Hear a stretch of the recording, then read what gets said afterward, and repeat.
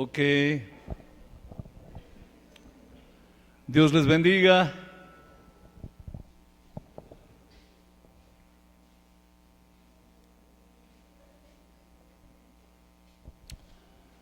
Amén. El tema para hoy, el tema es una elección entre dos caminos. Una elección entre dos caminos. Estamos en Marcos capítulo 15, versos 1 al 5.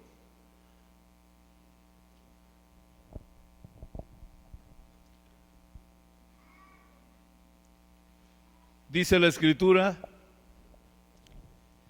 y muy de mañana, habiendo tenido consejo los principales sacerdotes con los ancianos, con los escribas y con todo el concilio, llevaron a Jesús atado y le entregaron a Pilato. Pilato le preguntó: ¿eres tú el rey de los judíos? Respondió él, le dijo: tú lo dices.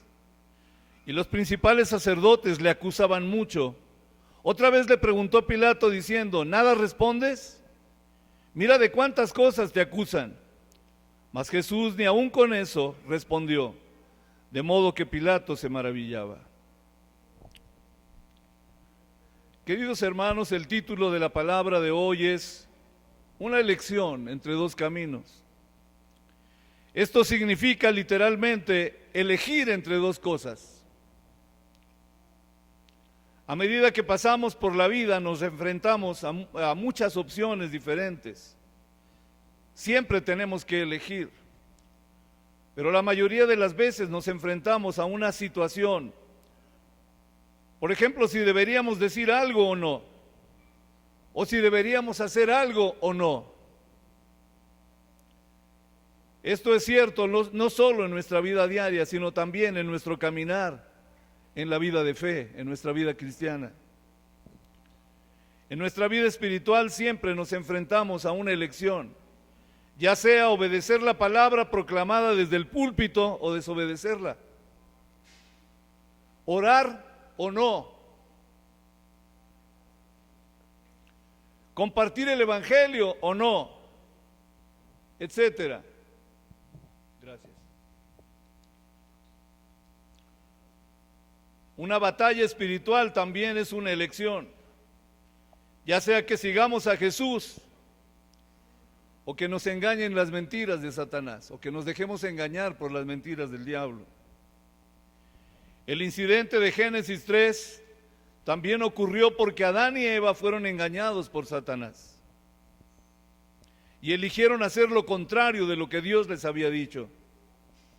Ahora, ¿qué tan graves y devastadoras fueron esas consecuencias? Lo sabemos, amados hermanos. Esto trajo una terrible situación a la raza humana y el ser humano quedó separado. Por causa de esa decisión, el ser humano quedó separado de Dios. En Apocalipsis capítulo 3, versos 15 al 16, encontramos un mensaje para la iglesia de la Odisea. Dice: yo conozco, le dice el Señor, yo conozco tus obras, que ni eres frío ni caliente. Ojalá fueses frío o caliente, pero por cuanto eres tibio y no frío ni caliente, te vomitaré de mi boca. Otra versión dice: te escupiré de mi boca. Queridos hermanos, una postura ambigua es perjudicial para nuestra fe. En nuestra vida cristiana no podemos tener una postura ambigua. No podemos estar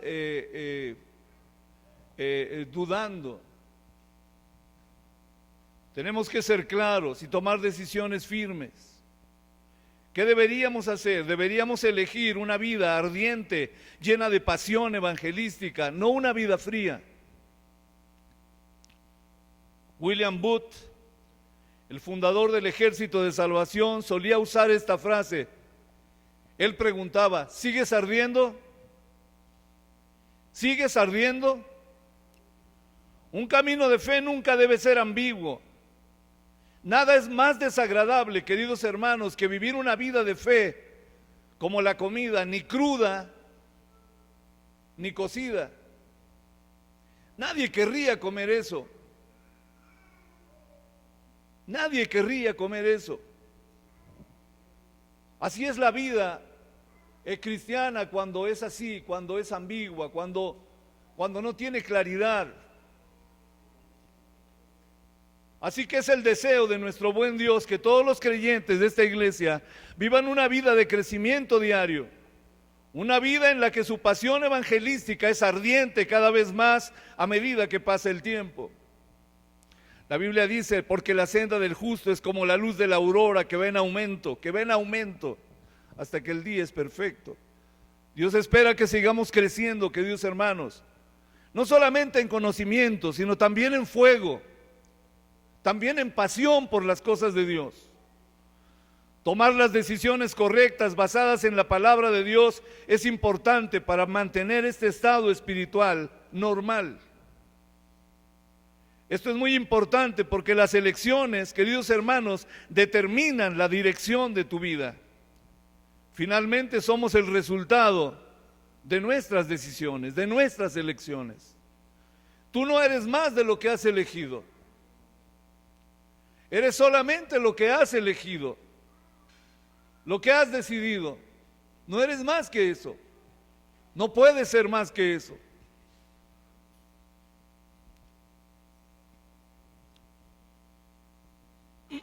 En Marcos capítulo 15, las opciones de dos personas se contrastan.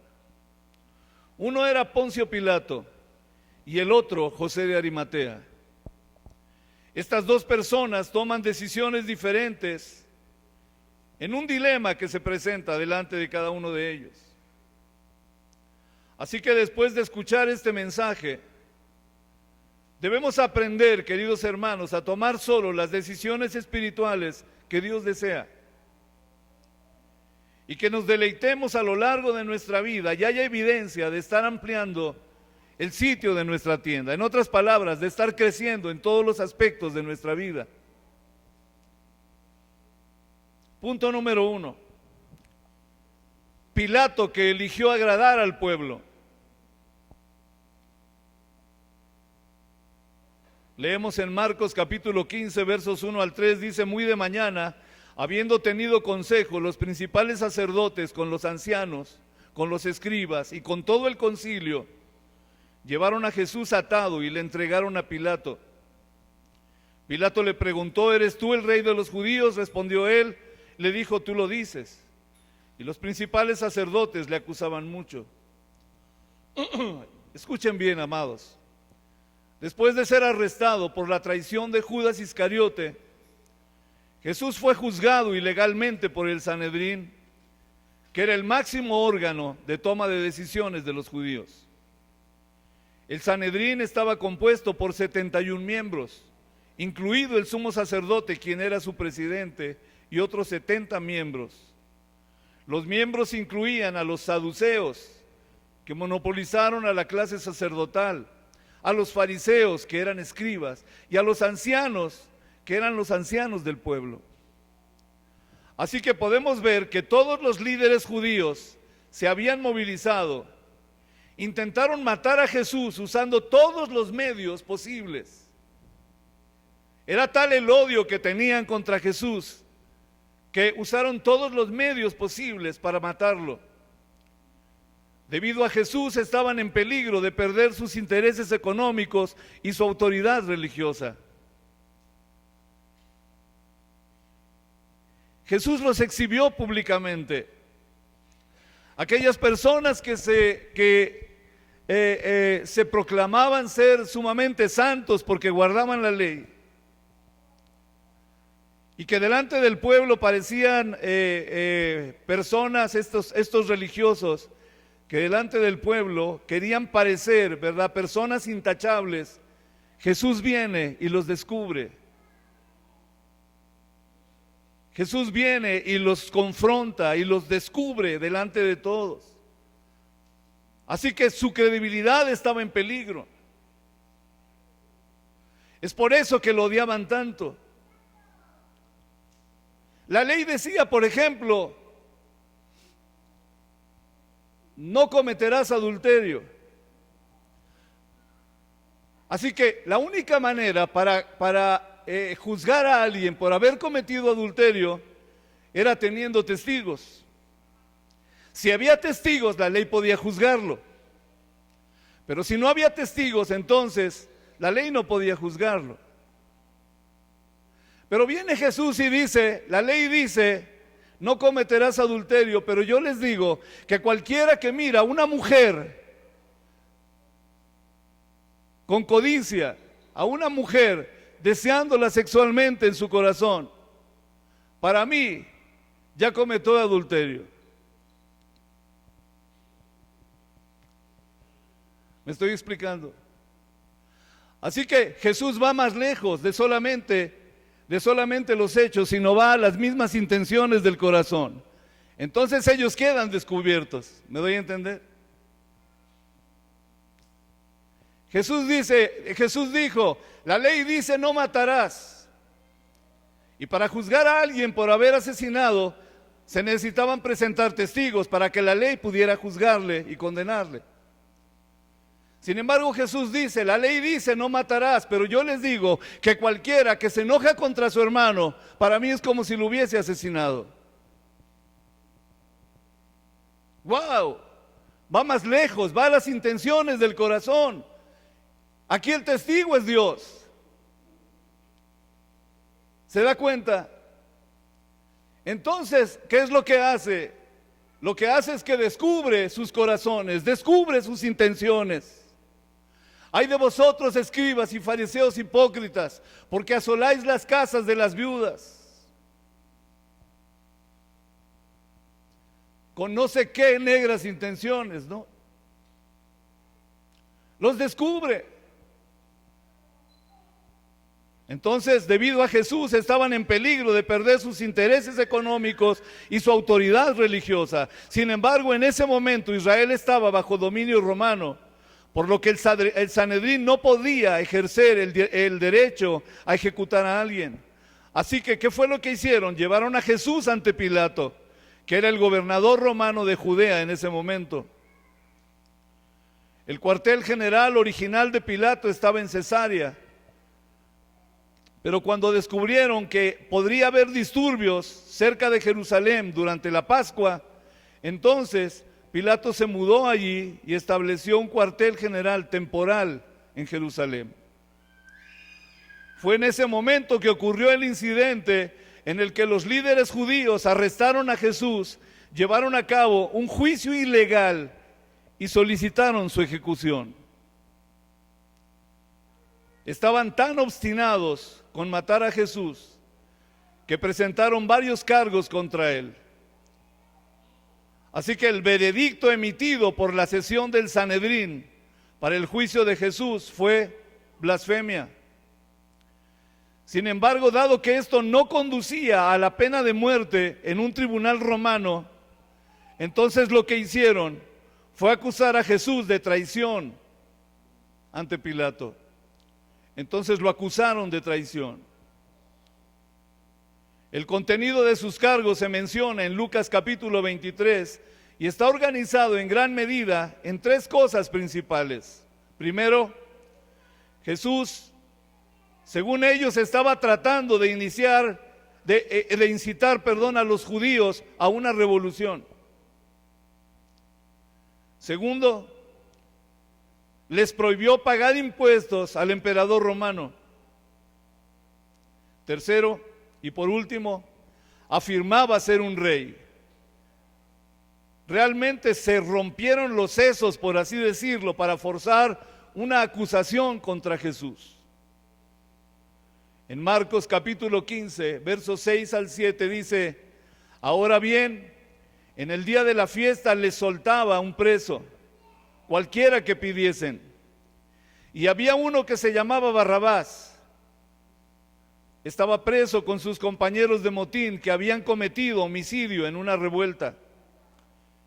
Pilato, en su conciencia y conocimiento de la ley, no encontró ningún motivo para condenar a Jesús a muerte. Además, en Mateo 27, durante el juicio, la esposa de Pilato transmitió su opinión de que Jesús era justo y que sería mejor dejarlo ir. Su propia esposa le dijo, déjalo ir,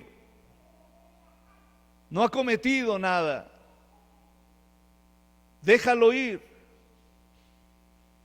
Por lo tanto, Pilato quería liberar a Jesús, como era la costumbre en el momento en que la gente liberaría a un prisionero de su elección durante este festival, ¿verdad? Durante la Pascua. Como era la Pascua en ese entonces, intentaron liberarlo como una excepción especial. Es decir, se pensó que podía ser liberado Jesús, ¿verdad? Y tomado a este asesino, ¿verdad?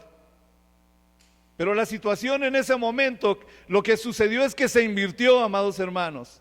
La multitud controlada por los sumos sacerdotes, asusada por los sumos sacerdotes, ¿verdad? Quería liberar a Barrabás, a este vicioso criminal, y crucificar a Jesús. Leemos en el verso 15, y Pilato, queriendo satisfacer al pueblo, oiga esto, hermano, oiga esto, y Pilato, queriendo satisfacer al pueblo, le soltó a Barrabás y entregó a Jesús después de azotarle para que fuese crucificado. Así que Pilato finalmente entregó a Jesús para ser crucificado. Y la razón de esto es realmente patética, amados hermanos. Dice la Biblia, deseando satisfacer a la multitud. ¿Cómo me recuerda esto? ¿Cómo me recuerda esto? Cuando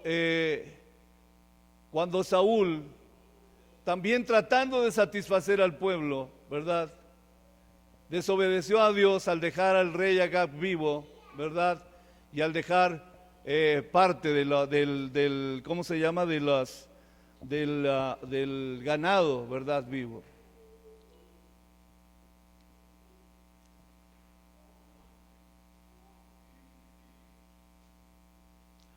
Deseando satisfacer a la multitud.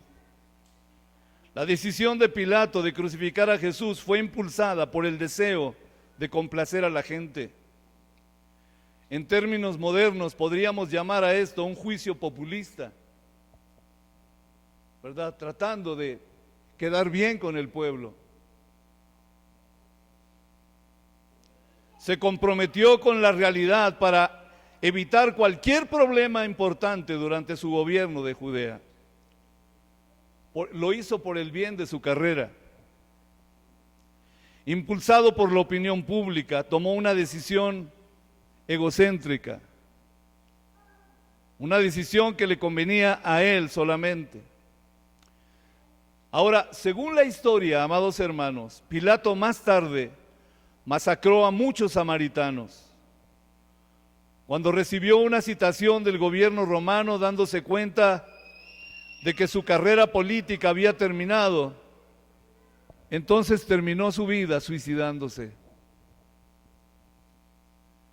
Incluso hoy en día, cada vez que se recita el credo de los apóstoles, Pilato es recordado con el nombre más vergonzoso y maldito, o con la frase más vergonzosa y maldita. Dice, sufrió bajo el poder de Poncio Pilato.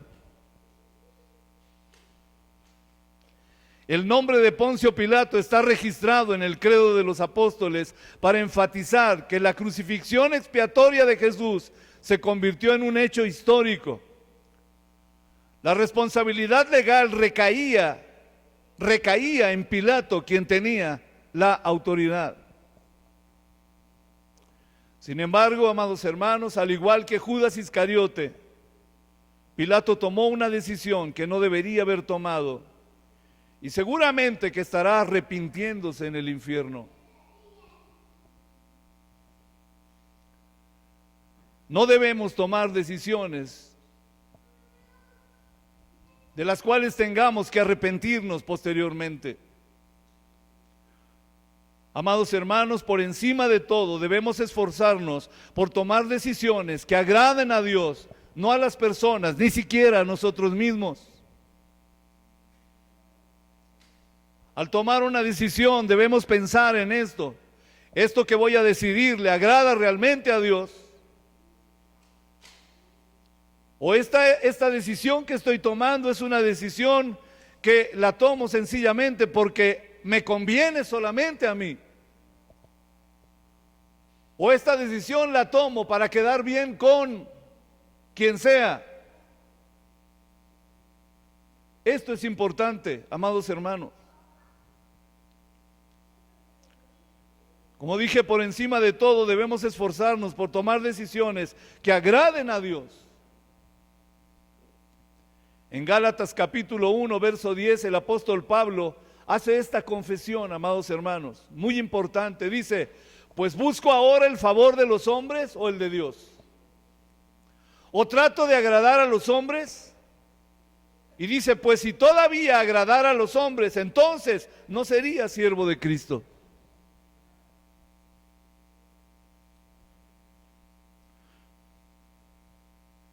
Que esta confesión del apóstol Pablo se convierta en una declaración de fe de cada uno de nosotros. Debemos convertirnos en expertos en la forma de tomar decisiones que traigan la mayor alegría a Dios sobre todas las cosas. Punto número 2. José de Arimatea, que eligió el cuerpo. En los versos 44 a 45 leemos, Pilato se sorprendió de que ya hubiese muerto y haciendo venir al centurión le preguntó si ya estaba muerto. E informado por el centurión, dio el cuerpo a José. Después de que Jesús fuera crucificado y muriera como resultado del juicio de Pilato, un hombre que se había escondido se adelantó.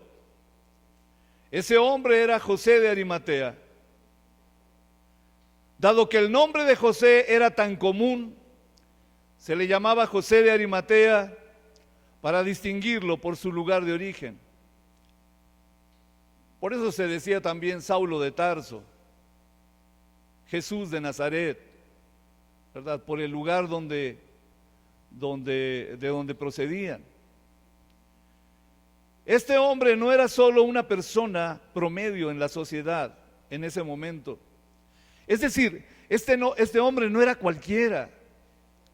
Saben, amados hermanos, según el pasaje, era miembro del consejo, lo que significa que era uno de los 70 miembros del Sanedrín. Pero había creído en Jesús. Además, Mateo 27 menciona que era un hombre rico. En resumen, José de Arimatea tenía todo lo que el mundo podía ofrecer. No le faltaba nada. Era un hombre influyente, era un hombre que pertenecía al consejo más importante, ¿verdad? Pertenecía al Sanedrín. Era un hombre respetado por toda la gente. Además, era un hombre rico. No le faltaba nada.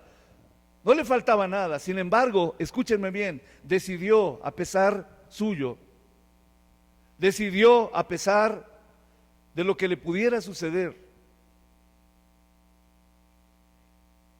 y solicitó o pidió el cuerpo de Jesús. ¿Qué acción tomó José de Arimatea en este pasaje? Bueno, se acercó audazmente a Pilato y preguntó por el cuerpo de Jesús. Ahora, la acusación que llevó a la crucifixión de Jesús, ¿saben qué fue? La traición. ¿Recuerdan eso? Lo que significa que José podría haber sido asociado con un traidor y posiblemente se hubiese enfrentado a la muerte él mismo. Sin embargo, para José de Arimatea, esa no era su prioridad. La posibilidad de morir realmente no le importaba. Él había decidido por Jesús. En el versículo 43, Marcos describe a José de Arimatea como un miembro respetado del consejo, que también estaba buscando el reino de Dios, dice la Escritura. José de Arimatea anhelaba el reino de Dios e hizo una elección de fe, una elección espiritual, no importándole nada más. no importándole nada más que el reino de Dios, no importándole nada más que Cristo, fue y solicitó su cuerpo. En Juan capítulo 19 aprendemos que José de Arimatea fue originalmente un discípulo de Jesús, pero que no había vivido abiertamente su fe debido al miedo a los judíos. Es decir, era un cristiano de la secreta. ¿No? Había creído en Jesús, pero por el otro lado tenía miedo de los judíos.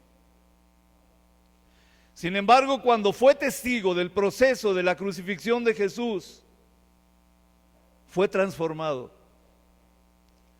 Al observar a Jesús caminar audazmente por el camino de la expiación en la cruz, de acuerdo con la voluntad y el plan de Dios, José conocía las Escrituras. Entonces José reconoció que Jesús era verdaderamente el Cristo, el Hijo de Dios. Las personas que descubren que Jesús es el Cristo están obligadas a cambiar sus valores y su perspectiva de vida. No pueden ser los mismos después de esto. No pueden ser los mismos después de esta revelación. En Hebreos capítulo 11, versos 24 al 26, vemos a otra persona que eligió centrarse en lo que realmente importa. ¿Quién es este personaje? Moisés. El pasaje dice: por la fe Moisés, hecho ya grande, rehusó llamarse hijo de la hija de Faraón, escogiendo antes ser maltratado con el pueblo de Dios, que gozar de los deleites temporales del pecado. Oigan esto: teniendo por mayores riquezas el vituperio de Cristo que los tesoros de los egipcios, porque tenía puesta la mirada en el galardón. Amados hermanos, desde la perspectiva del mundo, la elección de Moisés, como la elección de José de Arimatea,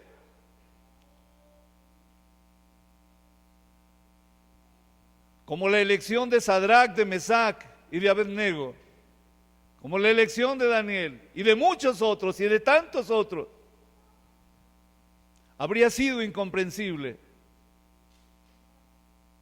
Para el mundo esto habría sido incomprensible. Sin embargo, después de haber visto lo eterno, Moisés tomó una elección diferente de los valores mundanos. Del mismo modo, amados hermanos, les animo a vivir una vida centrada en las recompensas eternas.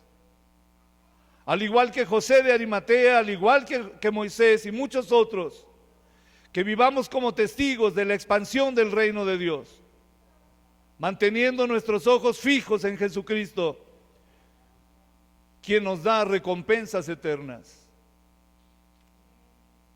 Leamos los versículos 46 al 47, dice: el cual compró una sábana y quitándolo lo envolvió en la sábana y lo puso en un sepulcro que estaba cavado en una peña, e hizo rodar una piedra en la entrada del sepulcro. Y María Magdalena y María, madre de José, miraban dónde lo ponían. Así que José de Arimatea enterró a Jesús en la nueva tumba que había preparado para sí mismo, que tiene un significado muy importante, queridos hermanos, pues cumplió la profecía de Isaías 53:9, que predijo que el Mesías sería enterrado en la tumba de un hombre rico. Además, si el cuerpo de Jesús no hubiera sido enterrado adecuadamente después de su muerte en la cruz, probablemente habría habido más dudas en torno a su resurrección. Sin embargo, al dar a Jesús un entierro formal, Jesús de Arimatea desempeñó un papel crucial en la afirmación de la realidad de la resurrección. Sus acciones proporcionaron un testimonio claro e indiscutible del hecho de la resurrección. Y está plasmado en la Escritura. Y donde quiera que se lee la Biblia, se menciona a José de Arimatea. Un hombre que hizo una decisión firme, un hombre que no tuvo miedo a nada porque decidió por Cristo. Me llaman mucho la atención de las palabras de Jesús cuando dice: si alguno se avergonzare de mí y de mis palabras, yo también me avergonzaré de él delante de mi Padre que está en los cielos. Al igual que José de Arimatea, queridos hermanos, nuestras vidas deben ser las que tomen decisiones alineadas con el cumplimiento del pacto de Dios. En Primera de Juan, capítulo 2, verso 17 dice: y el mundo pasa y sus deseos, pero el que hace la voluntad de Dios, ¿qué dice? Así es, permanece para siempre. En medio de los diferentes desafíos y eventos que se nos presentan en nuestro caminar de fe, en nuestra vida cristiana, queridos hermanos, que todos podamos discernir claramente la voluntad de Dios y elegir correctamente, convirtiéndonos en discípulos absolutos de Cristo, utilizados de una manera representativa e histórica para expandir el reino de Dios, porque de esto se trata. La razón por la que Dios envió a su Hijo a este mundo fue para salvar al ser humano. La razón por la que Cristo murió es para salvarnos. Siempre he pensado qué tan grande es el amor de Dios y qué tan grande es la salvación que el Señor nos ofrece, que Él dio a su propio Hijo a la muerte por ti. Hay algo, queridos hermanos, que es paradójico, porque por un lado Dios muestra un amor verdaderamente increíble, al enviar a su propio Hijo a morir, a pagar el precio por la raza humana, y por el otro lado yo veo al ser humano, a la raza humana, diciéndole no a Dios. Alguien dijo alguna vez: los seres humanos tenemos el terrible poder de decirle a Dios no. Esto es increíble.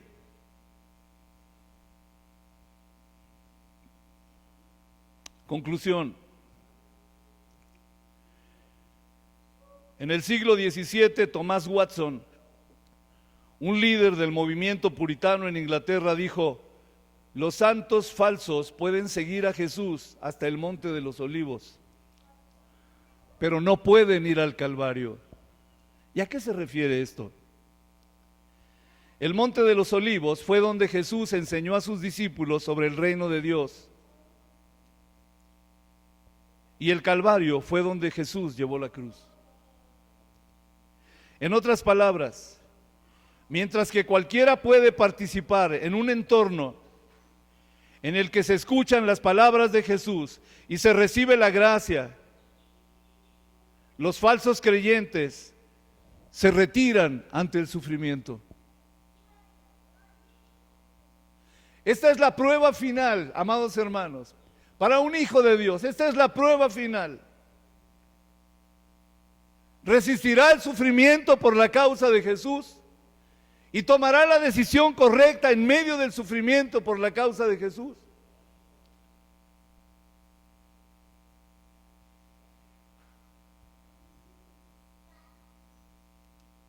Se dice históricamente, ¿verdad?, en la historia que cuando los cristianos en aquel entonces, ¿verdad?, en la iglesia primitiva, eran condenados a muerte, ¿verdad?, y llevados a algún circo, al circo romano, ¿verdad?, y eran prendidos, ¿verdad?, como teas humanas, o enfrentados a las fieras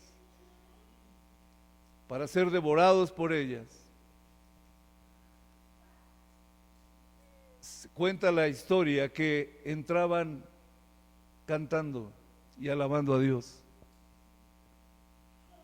Y esto era algo morboso para toda la plebe, para toda la gente que estaba allí viendo, ¿no? ¿Cómo podían entrar cantando esto si van a morir en un momento? ¿Cómo podían entrar con las manos levantadas? ¿Cómo podían vivir así? es que tomaron la elección de vivir y morir por Cristo.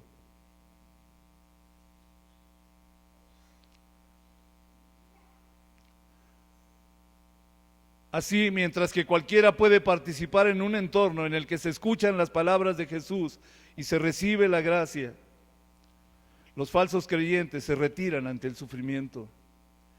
Es difícil distinguir quién es verdadero o falso simplemente escuchando la palabra, pero cuando surge la situación de la cruz en el Calvario, cuando viene la persecución, o cuando el cristiano tiene que sufrir por causa de Cristo, la diferencia se hace clara.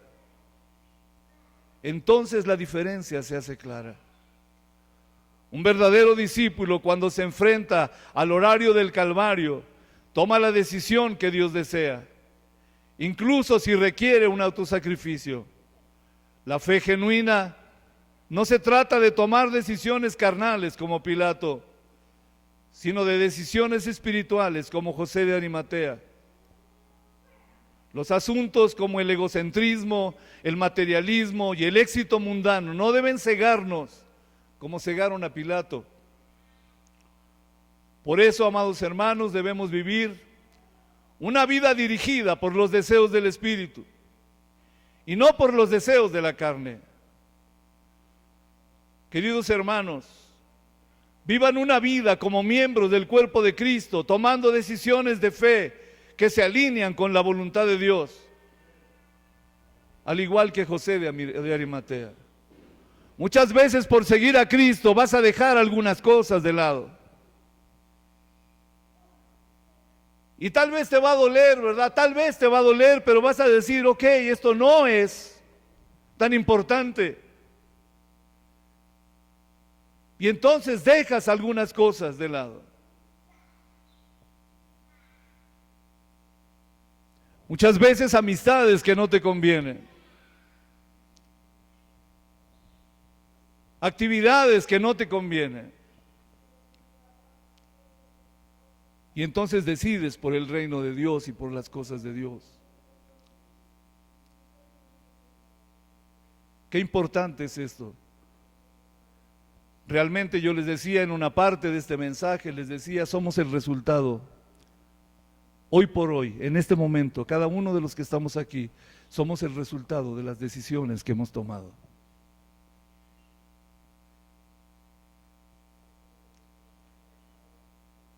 Seamos sabios y tomemos decisiones correctas. Decide por el reino de Dios. Decide por las cosas de Dios. Amén.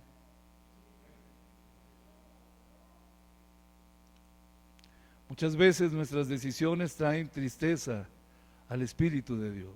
Dice la Biblia, y no contristéis al Espíritu de Dios, con el cual fuisteis sellados para el día de la redención. Decidamos por Cristo. Amén. Oremos.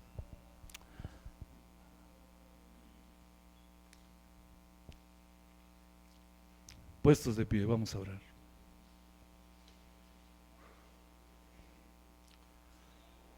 Amado Padre Celestial,